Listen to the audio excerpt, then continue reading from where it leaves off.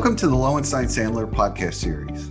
I'm Kevin Iredell, Chief Marketing Officer at Lowenstein Sandler. Before we begin, please take a moment to subscribe to our podcast series at lowenstein.com/podcast or find us on iTunes, Spotify, Pandora, Google Podcasts, and SoundCloud. Now let's take a listen. Welcome to Don't Take No for an Answer. I'm your host, Lynda Bennett, and I'm pleased to be joined today by my co-host and partner extraordinaire, Eric Jesse. Welcome back, Eric. All right. Hi, Lynda. Always good to be here. So we're going to be picking up our conversation. Remember last time we were talking about the difference between the duty to defend, the duty to reimburse, the duty to advance. And we kind of went through some of the nuts and bolts of how courts interpret that and what the policy language says. So today I really want us to get practical. Let's do a day in the life of Lynda and Eric and the issues that arise when we have these sticky defense issues that come up. So I'll reset the table. I mentioned this during episode 1 of this conversation. The complaint comes in, it's got 10 counts. 1 or 2 of them are potentially covered under the policy, and we've submitted it to the insurance company. And let's take it in each scenario. So if I've got a duty to defend policy, what as a practical matter is going to happen? Right. So in that situation, right, you have a duty to defend policy.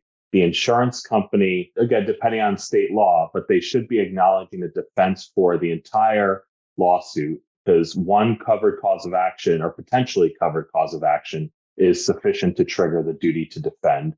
And then the insurance company is going to appoint defense counsel to represent the insured. And that's what typically happens in a duty to defend setting.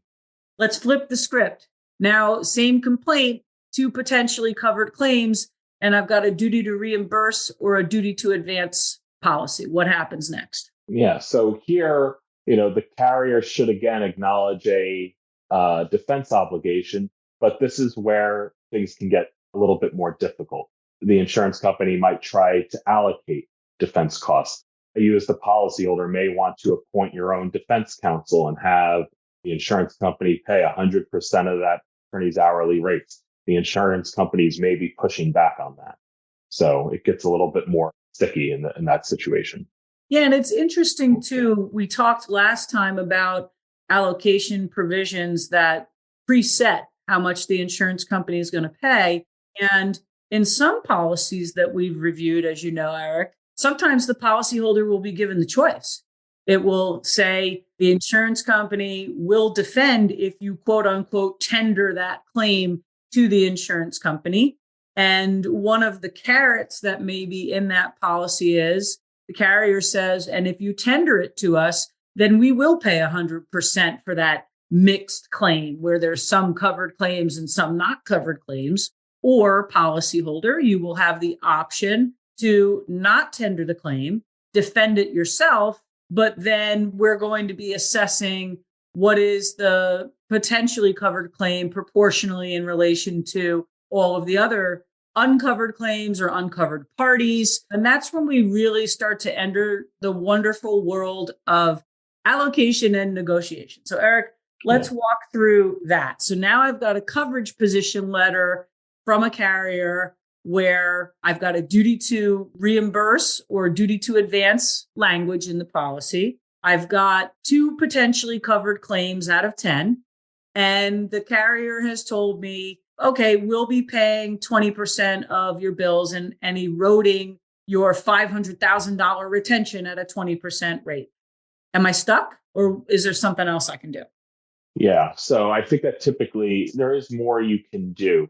The language they're often relying on in the policy to make that type of argument is that, the parties will use their best efforts to allocate based on the financial interest associated or financial exposure associated with each of the causes of action. So when you have that situation, one thing you can do, and again, it depends on state law, but if you're in a state that applies the larger settlement rule, right, which can also apply to defense costs in many states, one thing you can try to do is go back to the carrier and say, hold on one second, just because the efforts that our attorneys are undertaking benefit both those 2 covered causes of action as well as the other 8 causes of action. So, for example, right, when defense counsel is appearing at a deposition, right, they are defending the entire lawsuit. The insurance company should be paying for the total cost of the deposition. So this is a rule that allows policyholders to say if an attorney's effort benefits an uncovered and covered aspect of the claim, the insurance company has to pay 100%. Yeah, and that's super important. And actually, I want to go back because you talked about the policy language that says in that mixed claim scenario, well, we'll use our best efforts.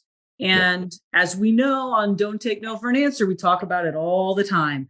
The words of the policy language matter. So in some of these policies, it will say, and by the way, tie goes to the insurance company. In other words, we'll use best efforts. And if we have different definitions for what best efforts is or what the right allocation is, we, the insurance company, have the sole final vote on how much we're going to pay.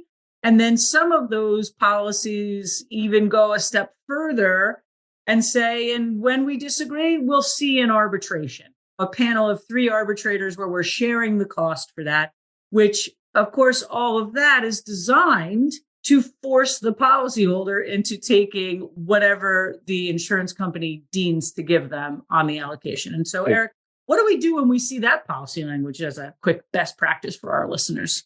Yeah, that needs to go, obviously. And again, this is the importance of you don't ask, you don't receive. This is one where you go work through your broker and you ask the insurer to remove that language. They often will. And you hit on why it's so, important, right? Because that language is designed to make sure policyholders don't exercise their rights, because the defense obligation is so favorable that you can potentially go into court, the day after the lawsuit is filed or the day after the insurer tries to not honor their obligations, to get the carrier to step up. So that access to court early in a coverage dispute is very valuable for a policyholder. Right. And it shouldn't cost you a binding arbitration to get the Exactly. answer and to get the coverage that you're entitled to on defense.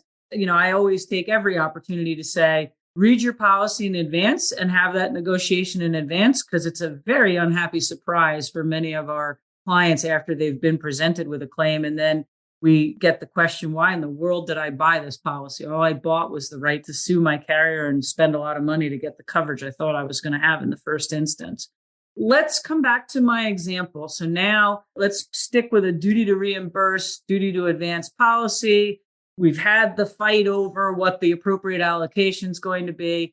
And then the carrier says, okay, so we'll agree to pay 60%. We accept your argument on overlapping costs. And so we will very graciously agree to pay 60%.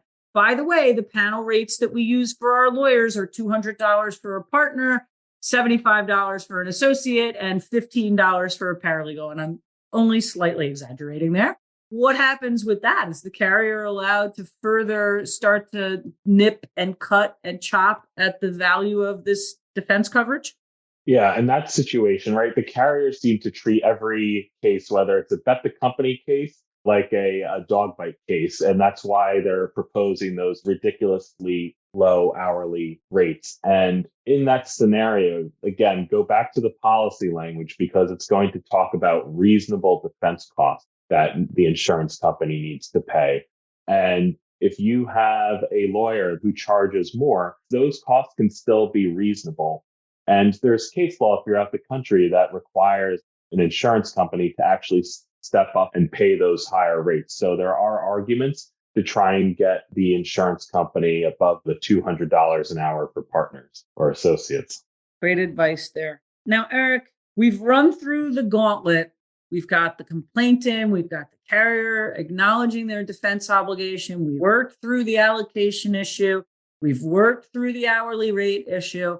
But by the way, every one of those steps of the way, the insurer is telling us this whole case is about the uncovered portion of the lawsuit that's been filed against the policyholder. So we are begrudgingly stepping up, defending the case, but we want to be clear as a bell to you. There's not going to be any indemnity coverage here, because the only reason we're stepping up is because you've identified a potentially covered claim, but this potentially covered claim is not the driver for what the real relief is that's being sought in the lawsuits that's been filed. So now we're sitting at the mediation, and the insurance company has said, oh yeah, I'm not coming. All I'm in for is paying for the cost of my defense lawyer at that 60% rate that we negotiated. Like, that's it. My work here is done. Is the carrier right in that scenario? Probably not, right? First of all, carriers are going to say that so often, especially when they think they're on the hook for just one or two causes of action. So their knee-jerk reaction is, the liability exposures for the uncovered claims. So part of this is just an education process and, informing or updating the insurance company about why there's potential exposure associated with the potentially covered claims. That's step one. The other thing is having your defense counsel prepare a budget, because if they want to take that position, right, then there's another angle to try and press with the insurance company, which is, well, then, this settlement, you need to view it as a cost of defense, because here is the, amount of money that you're going to have to pay defense counsel to take this case, to trial or through trial. And that's a reason why you need to step up on the indemnity front. Absolutely. That's the pitch that I make, which is you're going to receive a benefit when the defense meter gets turned off. Yep. So not only is it a good idea, it's a requirement, because by settling the case, there will be a cost savings that the insurer gets for the defense obligation they've acknowledged and they clearly have. So there has to be a settlement value assigned to that as well. And Lynda, that's the real value of going through every step of this process and doing it early on. So pressing the insurer to acknowledge their defense obligation, negotiating the rates, negotiating the allocation, because this scenario at the mediation we just discussed doesn't necessarily happen if the policyholder has let the insurance company sit on the sidelines. So that's the importance of getting the carrier involved in the defense as soon as possible. Yep. So I think that we've made the point, and many of our clients know, the defense obligation in a policy is really core to why you buy liability insurance coverage. But I think we've also laid bare that it can be very difficult to actually reap the benefit of that coverage. That's not to say don't try, because we do know the ins and outs of how to get that carrier to step up and pay. But as we always say on Don't Take No for an Answer, the words matter. The jurisdiction and law that's going to be applied to those words matter, as does persistence in getting what you paid for under your policy. So don't take no for an answer, right, Eric? Exactly. That's why it's the name of our podcast. All right. Well, that's a wrap for today. We look forward to seeing everybody on the next episode. All right. Take care. Thank you for listening to today's episode. Please subscribe to our podcast series at lowenstein.com/podcast, or find us on iTunes, Spotify, Pandora, Google Podcasts, and SoundCloud. Lowenstein Sandler podcast series is presented by Lowenstein Sandler and cannot be copied or rebroadcast without consent. The information provided is intended for a general audience and is not legal advice or a substitute for the advice of counsel. Prior results do not guarantee a similar outcome. The content reflects the personal views and opinions of the participants. No attorney-client relationship is being created by this podcast, and all rights are reserved.